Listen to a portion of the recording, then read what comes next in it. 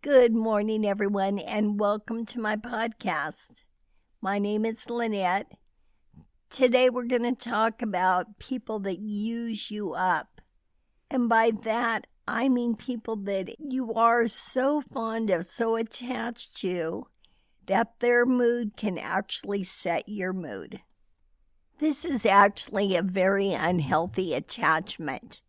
And we're going to talk about how to get over feeling this way. And of course, the simplest way and the way that makes the most sense is to keep working on yourself, keep building your own confidence, your own self-esteem. And then anybody else that comes into your life is there because you want them there, not because you need them there, but because you want them there.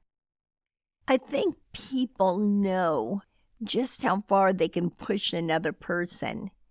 And not everybody, but some people will take advantage of that. I'm going to give you a little example that I experienced.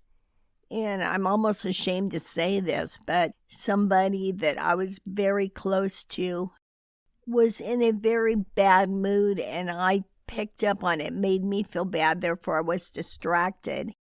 And when I left, I somehow, because I wasn't focused on what I was doing, I fell, hurt my shoulder, tore my rotator cuff, and now I'm facing surgery. So it's like I learned my lesson as far as being influenced by someone else.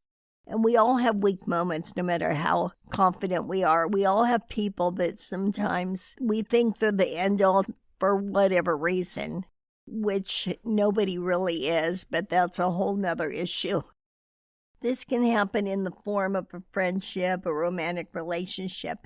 It doesn't matter. And I think most of the time it comes from a place of having a fear of losing that person in your life. So we're going to dissect that, worrying about losing someone in your life. If somebody has that strong of a hold on you, you need to not only look at yourself, and I think actually first and foremost you do need to look at yourself and see what steps you need to take to make yourself a more confident person.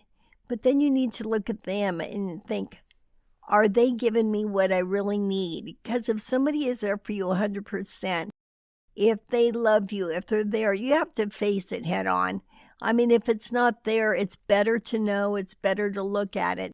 Because if people aren't giving you what you need, even in the form of security or confidence or support is a big thing. You know, feeling supported in whatever your dreams and your goals are, to have someone there that will support you. And if they are not going to be there for that, if they are there and they're so either self-absorbed, or you got to look at the clear truth, are they looking for somebody better?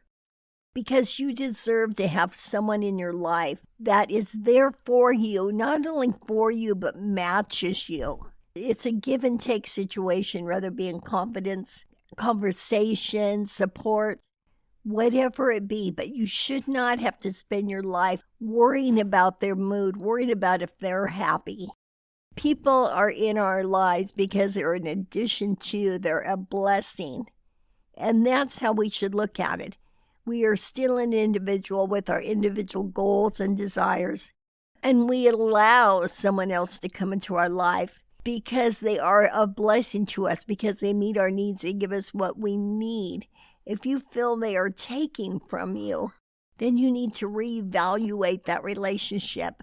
And as hard as it is to look at the truth and look at things head on, you need to really dissect it and say, is this person there for me, for my needs, to meet my needs? And if they aren't, I think we all have the truth within us. I think we all know. It doesn't mean that you're any less, but it just means that person is not the perfect match for you. And honestly, when you're with someone who does that to you, their mood is reflected onto you. It makes you a prisoner because you're only as happy as somebody else is allowing you to be. If you're going to go along with their moods, their feelings, everything is about them. Relationships, friendships, It should be a two-way street. And support is huge. Conversation is huge. So I think first and foremost, we need to look at, is this working for me? Do I really feel that person is there for me? Do I really feel like, push came to shove, I would be the one he or she selected? And take the time to work on yourself, to go through this step-by-step procedure, to build your confidence, to build your individuality, to live your best life, to become the person that you were meant to be. And then when you do come across someone, they are a better match for you. I heard, it's been quite a while, but I heard somebody do a talk on something about this. And they took the time to become the best person that they could be. And then when they finally did meet somebody, they matched that person after they became their best selves, or living their best life. And they met someone, it was a match, and they could give to each other. In other words, they complemented each other. So take that time to build yourself up, to become confident, to become your best self. And then when you are open to new friendships, new romantic relationships, let that be a match for when you have become your best self. When you become totally confident in yourself, totally strong, having that inner strength, that whoever you allow into your life, and I do mean allow, it's a privilege for them. You got to get to the point where you think that whoever is in your life, it's a privilege. We all have a lot of acquaintances, but who we really let get close to us, that's where the difference comes in. And everybody has moods, they have ups and downs. But the point is, when you're with someone and they're having a mood, you don't let it reflect on you so much. You don't let it set the mood that you're in. Whatever they're going through, you can be supportive or you can give them your space. But you can't approach it with fear or take it personally that it's directed at you. Because if you fear you're going to lose someone, then, as I mentioned earlier, you truly are a prisoner within your own life. If you give it the time and put your priorities in the right place and work on becoming your best self, usually successful relationships are people that match. And by that, I mean, if you're going to work on yourself and become your best self and become more confident, the person or persons that you allow into your life are more of a match for you. And if they aren't, you can see it more clearly and you can approach it with boldness. It doesn't mean that you have to cut people out of your life, but you realize who you want at arm's length and who you want close to you. I think the hardest part in all this is accepting the fact and that maybe we don't mean as much to somebody as we hope we would. But it's not personal. It's not about you at all. It's about them. You're wonderful just the way you are. It's their journey, what they're going through, what they're looking for, what they feel the hole in their own life. And if that isn't you, try not to take it as a rejection. Because it's not a rejection. It's just opening a space or a place for the right person or the right opportunity or the right friend. And the truth is, you don't even need to let that person or any persons really know what you're thinking. It's work you need to do within yourself. And I think we all know when we get there to look at somebody isn't treating me with the respect I deserve, or I can tell I don't mean that much to them. But I think that is the hardest part, is looking at it and accepting the fact that you aren't to them what you want to be. But the biggest point is what I just mentioned earlier, is we can't take it as a rejection. If you believe, if you walk in faith, what comes into our life and what goes out of our life is meant to be. It's there for a reason. And if you do the wrong choice, if you're going to push for the square peg to fit in the round hole, then eventually you will see why it wasn't a good fit. But I think one day you will look at things and you will say, wow, I didn't know it could be like this.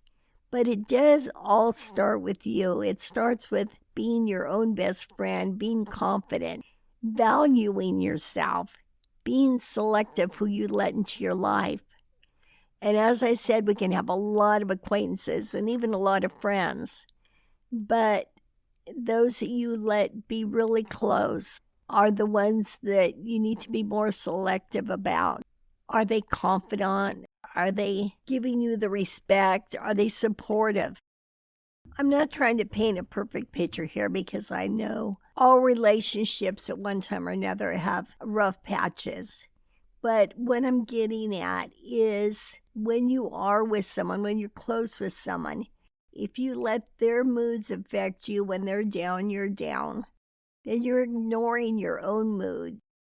I think one of the big keys, and this has certainly been it for me, is when somebody is in a bad mood who's around you, rather than let it bring you down, develop a part of you that can ignore that. Some people fall into bad moods easily, and if you live with someone like that, it can be rough. Unless you learn to ignore them and really understand it's their journey, it's what they're going through, and it's a shame they can't process things in a more positive manner. But when you do the work on yourself, somebody else who isn't doing the work should not be able to control how you feel. So if you're already in a relationship, in that case, I think you learn to ignore it. But I would keep working on myself, keep moving forward. The best you can do is, as I said, and I can't stress this enough, is keep working on yourself. Keep putting one foot forward. Live your best life, even if it's within the bubble of yourself, even if your significant other isn't on board with you. And learn to ignore their quirks. And as I mentioned earlier, just really, really understand it's their journey. What I am saying is don't let somebody's moods affect you. Don't become a prisoner to that person just because they're down or just because they're not happy about something, that it should not affect you. Keep working on your confidence, your self-esteem, living your best life, being the best person you can be. And hopefully some of that will rub off on the other person and they will come along with you. Or you can look at it as that is their problem, not yours.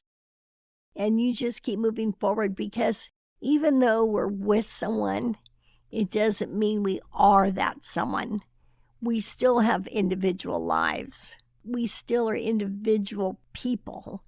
And we need to become the best person that we could be, regardless of what kind of influence is around us. And that's sometimes very difficult. I understand that. Trying to ignore the atmosphere that's around you, the energy that's around you. Being in this world, you have to take the steps to be the best person you can be in every way. And I think it starts with your thinking. And live your best life regardless of who is living it with you. So as you take this journey, keep taking the steps to be the best person that you can be, to live your best life. And whoever is in it, they can either get on board with you and not letting their moods, what they're going through, affect you and your life.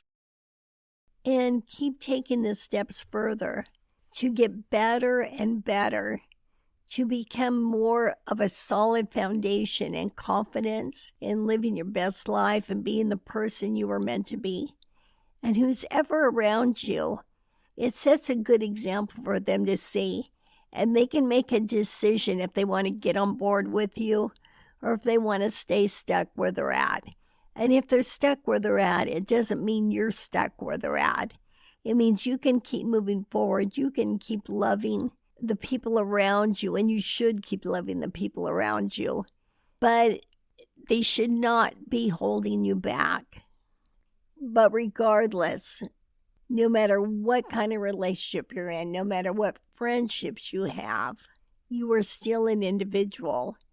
And you can't let their issues or their lack of processing things correctly bring you down. I know it's hard. I myself have someone that calls and is so negative. And I work very hard at trying to remain positive no matter what's going on. And it's difficult. It's difficult to listen to someone like that and not politely agree with what they're saying, because I don't agree with what they're saying. So that kind of makes it a challenge. In fact, I end up basically changing the subject most of the time. But again, be true to yourself. Be honest with yourself. Keep moving forward as an individual, no matter who's in your life, no matter who your significant other is, no matter who your friends are. You are still an individual. So remain being the best that you can be in every way.